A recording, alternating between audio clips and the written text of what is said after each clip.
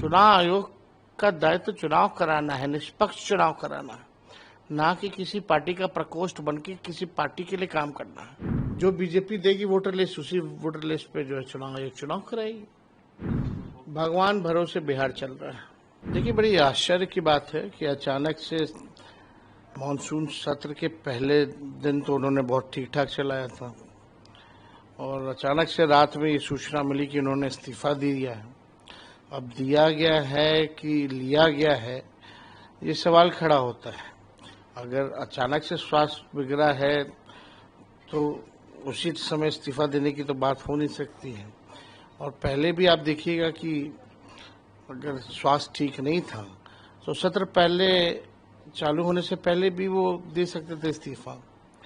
हालांकि ये चर्चाएं हैं और लोगों की जहन में भी है कि इस्तीफा जो है लिया गया।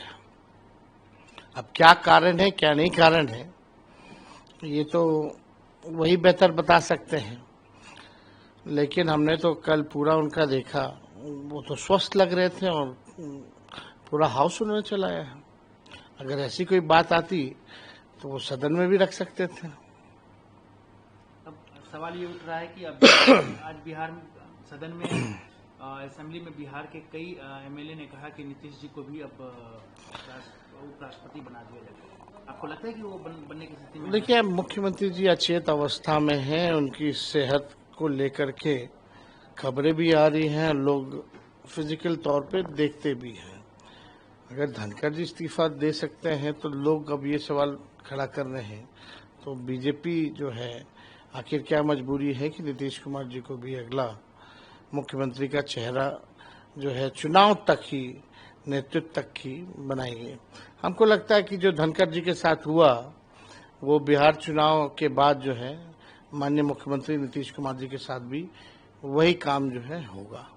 जो महाराष्ट्र में हुआ शिंदे जी के साथ, वही काम जो है नीतीश कुमार जी के साथ होगा, क्योंकि अमित शाह जी ने स्पष्ट कर दिया है कि चुनाव तक ही उनका नेतृत्व है। चुनाव के बाद समय बताएगा कि बिहार का मुख्यमंत्री कौन होगा। तो आप कहना चाहते हैं कि अगले धनखड़ बन जाएंगे नीतीश कुमार? ये बात तो सब लोग पहले से ही कह रहे हैं और हम नहीं कह रहे, अब तो अमित शाह जी ने कह दिया है। उनके आर्टिकल भी हम लोगों ने देखे हैं, उनके बयान को भी देखा है। उनका यही कहना है कि समय बताएगा कि कौन बिहार का मुख्यमंत्री होगा, अभी फिलहाल उनके नेतृत्व में रहेंगे। तो जब बीजेपी के लोगों ने ही अमित शाह जी ने स्पष्ट कर दिया है, तो आजकल तो सब सेंट्रलाइज हो रखा है, दो लोग जो चाहते हैं वही होता है। आज सदन में आप लोग पहन के पहुंच रहे हैं, उसके पीछे क्या वजह है? देखिए, काले कुर्ते का मतलब ये है कि हम लोग जो है प्रोटेस्ट कर रहे हैं और लोकतंत्र की जननी बिहार है और वहीं से लोकतंत्र को खत्म करने का प्रयास कर रही है चुनाव आयोग बीजेपी के इशारे पे। लोगों का अधिकार ही नहीं छीन रही है वोट का, बल्कि अस्तित्व को ही मिटाने में लगी हुई है। और हम लोग बिहार विधानसभा, क्योंकि बिहार का लोकतंत्र का मंदिर सबसे बड़ा है, वहां हम चाहते हैं कि इस इशू पे, एसआईआर के इशू पे चर्चा हो, लेकिन सरकार के लोग जो हैं भाग रहे हैं। आखिर क्या कारण है कि सरकार के लोग जो है एसआईआर पे चर्चा करने से भाग रहे हैं? सुप्रीम कोर्ट ने भी फटकार लगाई, इलेक्शन कमीशन को सलाह दिया, लेकिन इलेक्शन कमीशन अब तक जो है प्रेस कॉन्फ्रेंस उनके कमिश्नर अब तक जो है नहीं किए हैं। आखिर क्या कारण है? डर किस बात का है? छुप के क्यों आप ये काम कर रहे हैं? खोल के अगर कहीं कंफ्यूजन है, कहीं सवाल पूछे जा रहे हैं, तो आपको सामने आकर के इसका जवाब देना चाहिए। लोगों में असमंजस की स्थिति है। आज वोटर लिस्ट से नाम कटा, यानी पेंशन कार्ड दोगे, फिर राशन कार्ड दोगे, फिर जितने सरकारी स्कीमों का लाभ जो गरीबों वंचितों को जो मिल रहा है वो भी नहीं मिलेगा फिर। और चुनाव आयोग कौन होता है तय करने वाला कि इस देश का नागरिक कौन होगा नहीं होगा?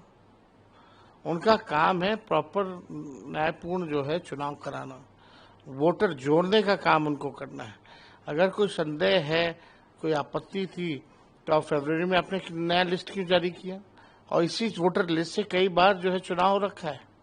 3 बार नरेंद्र मोदी जी प्रधानमंत्री बने इसी वोटर से, तो उनका कहने का मतलब क्या है? फर्जी वोटरों से बने हैं। तो ये कौन इस देश का नागरिक है, कौन नहीं है, ये तो गृह मंत्रालय तय करेगा। चुनाव आयोग का दायित्व चुनाव कराना है, निष्पक्ष चुनाव कराना है, ना कि किसी पार्टी का प्रकोष्ठ बन के किसी पार्टी के लिए काम करना है। तो इस पे हम लोग चाहते हैं कि चर्चा हो और पार्लियामेंट हो या विधानसभा हो, लगातार जो है चाहे सांसद हो विधायक हो सब लोग सवाल उठा रहे हैं। और हम लोग क्यों नहीं उठाएंगे सवाल? जो वोटर्स हैं, जो गरीब हैं, उन्हीं के वोट से चुन करके हम लोग आते हैं। अगर उनके अधिकार को आप छीनिएगा तो हम लोग कैसे चुप बैठ सकते हैं? तो एकदम इस पे चर्चा होनी चाहिए, गंभीर चर्चा होनी चाहिए। बड़ा ड्राइव चल रहा है, 8 करोड़ मतदाताओं का सवाल है। किसी एक वोटर का भी अगर कटता है तो ये अपराध है। और कानूनी संविधान में है कि भाई 18 साल के होने पर आप वोटर रहे देश के, आप ये नहीं छीन सकते।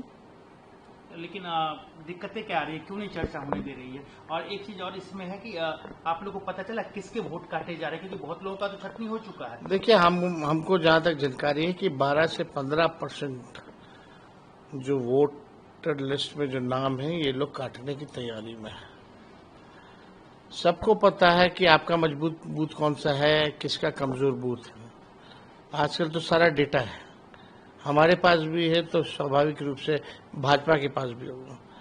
तो अगर 10 वोट भी एक बूथ से काटा जाएगा तो पूरे एक विधानसभा में 3200 वोट होते हैं। और पिछले बार 2020 के चुनाव में 3000 से नीचे लगभग 32 से 35 सीटें जो हैं जहां हार और जीत का निर्णय हुआ था। तो ये समझ सकते हैं बड़ी एक साजिश है, लेकिन किसी भी कीमत पे हम लोग जो है इस लड़ाई को छोड़ेंगे नहीं। मामला कोर्ट में भी है, 28 तारीख को कोर्ट का अगला डेट है और कोर्ट का सलाह भी नहीं मान रही है इलेक्शन कमीशन। जो डॉक्यूमेंट्स मांगे जा रहे गरीबों के पास है नहीं। आपने कई एक वीडियो देखे हुए, कई एक जो निष्पक्ष जर्नलिस्ट है प्रूफ के साथ बीएलओ जो है खुद ही अंगूठा मार रहे हैं, खुद ही साइन करके अपलोड कर, लोगों को पता ही नहीं। आप लोगों ने ये सवाल उठाया कि जो आदमी जो मजदूरी या जो लोग बिहार से बाहर रहते हमेशा हैं, आप तो कई प्रेस कॉन्फ्रेंस में या हमने चुनाव आयोग को कई बार चिट्ठी भी लिखा, ये चुनाव आयोग हमारी टीमें भी गई, हम भी गए बिहार में, कोई जवाब नहीं है इनके पास। 4.5 करोड़ बिहार के लोग जो है तकरीबन जो है बाहर रहते हैं, बड़ी संख्या है। तो कहीं ना कहीं, और ये काम जो पिछले बार एसआईआर हुआ था 2003 में 1 से 2 साल लगे थे, अभी कैसे अब आप जो है 25 दिन के अंदर पूरा प्रक्रिया जो है पूर्ण कर लीजिएगा। हम लोग भी जाति आधारित गणना कराए थे तो 9 से 10 महीने लगे थे, उसमें कोई डॉक्यूमेंट की जरूरत नहीं थी। कहीं जगह तो लोग गए ही नहीं है।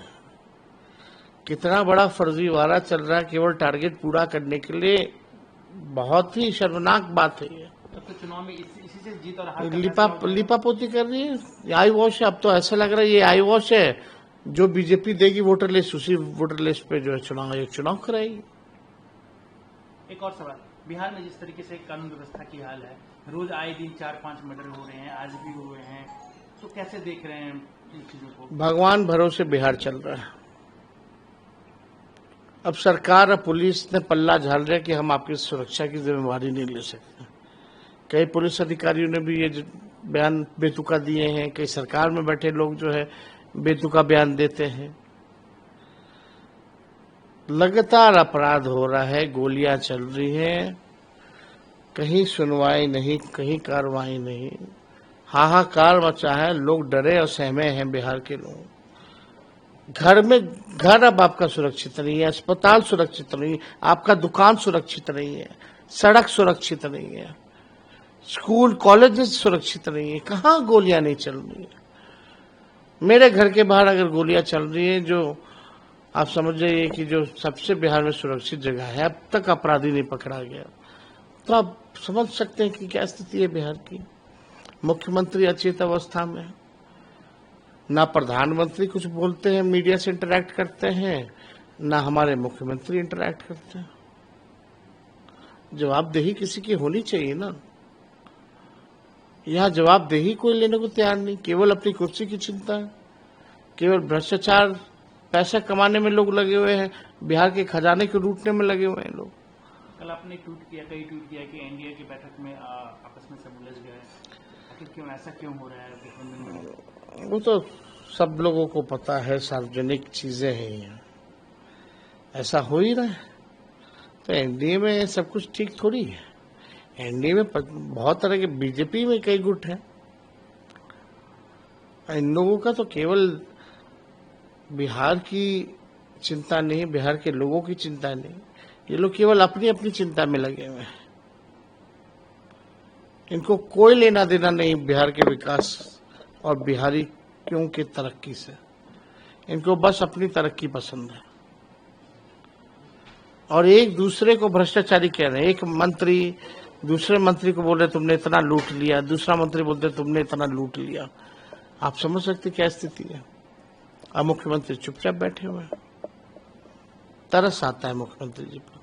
एक अंतिम सवाल, क्योंकि आप कह रहे हैं कि मुख्यमंत्री चिंतावस्था में हैं, कुछ चीज को देख नहीं पा रहे हैं। अब सवाल उठने लगे हैं पूरे देश के, बिहार में हुआ क्या है। एक सप्ताह के अंदर दो अधिकारी जो है वीआरएस दे रहे हैं, कह रहे हैं कि चुनाव लड़ेंगे। तो इससे पहले तो ऐसे तो हो नहीं रहते। जब अधिकारी ही चुनाव लड़ने में अगर चले जाएंगे सब, तो फिर प्रशासनिक अराजकता पूरी तरीके से है, अफसरशाही पूरे बिहार में है। वही भूंजा पार्टी वाले चंद रिटायर्ड अधिकारी जो लोग हैं वही सरकार चला रहे हैं। तो आप समझ सकते हैं सब जो है अपने अपने फेरा में लगा हुआ है। पोस्ट रिटायरमेंट कोई अपने लिए जगह देखना चाहता है, कोई कुछ देखना चाहता है, लेकिन बिहार की जनता बदहाल अवस्था में मारी मारी फिर रही है। ना उनको सुनवाई हो रहा, ना कोई कार्रवाई हो रहा, ना उनकी कोई बात कर रहा। हम लोग बात को उठाते हैं तो हम लोगों को गालियां दिया जाता है, लेकिन हम लोग लड़ रहे हैं, जनता के लिए लड़ रहे हैं और आगे भी लड़ते रहेंगे और इस सत्ता को उखाड़ के फेंकेंगे। नया सरकार हम लोग बनाएंगे, महागठबंधन की सरकार बनेगी। अच्छा सर, एक और सवाल है कि जो आप लोग की अगर मान लीजिए सरकार आती है, तो जो जितने भी आप कह रहे हैं कि ये रिटायर्ड अधिकारी लूटे हैं, ये क्या उस पर आप कार्रवाई करेंगे आने वाले दिन में? सब पे जांच बैठाएंगे? छोड़ा किसी को नहीं जाएगा, सब पे कार्रवाई होगी। और ढंग से अभी भी ईडी सीबीआई के पास एक केस है, अगर ढंग से अगर कार्रवाई करे किसी के बिना दबाव में आकर के, तो दूध का दूध पानी का पानी हो जाएगा।